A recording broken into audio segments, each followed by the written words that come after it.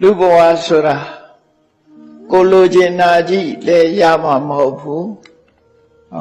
ကိုတွေးချင်တာနဲ့ကြီးလည်းတွေးမှာမဟုတ်ဘူးလိုချင်တာလည်းရမယ်မလိုချင်တာလည်းရမယ်တွေးချင်တာနဲ့လည်းတွေးမယ်မတွေးချင်တာနဲ့လည်းတွေးမယ်အဲ့ဒီထဲမှာအကောင်းနဲ့လည်းတွေးမယ်ဆိုးနဲ့လည်းတွေးမယ်အကောင်းလည်းရမယ်ဆိုးလည်းရမယ်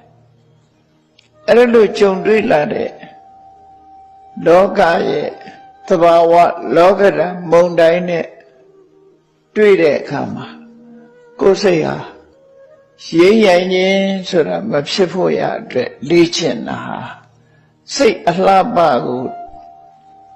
တစားဆင်ပေးတာနဲ့အလားတန်တူတယ်ပေါ့လှပအောင်ပြင်ထားတဲ့စိတ်ကလေးကိုကြံ့ခိုင်အောင်ထပ်မှန်ပြီးတော့ပြင်ညာမှာစိတ်ဓာတ်ကြံ့ခိုင်သွားပြီဆိုတဲ့ပုဂ္ဂိုလ်ယဟနာပုဂ္ဂိုလ်လို့ခေါ်တာပဲ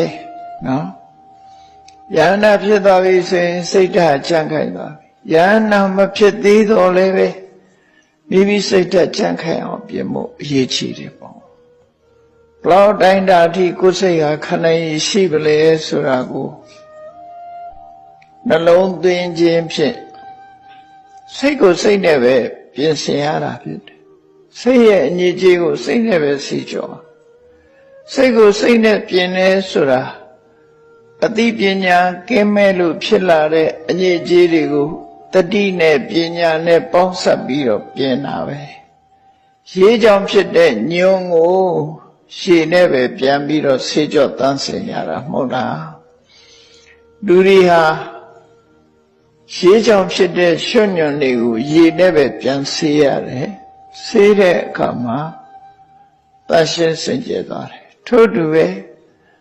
စိတ်ကြောင့်ဖြစ်နေတဲ့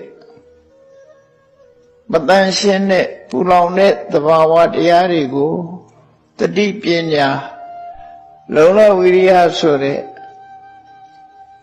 အစွမ်းထက်တဲ့အရာတွေနဲ့တွဲဖက်ထားတဲ့စိတ်ကလေးနဲ့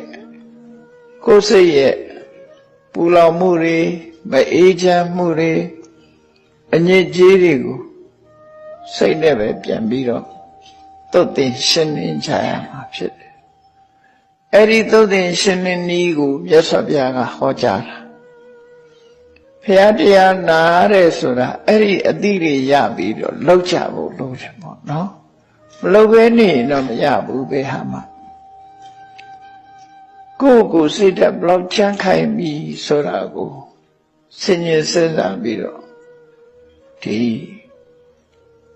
လောက်ကြ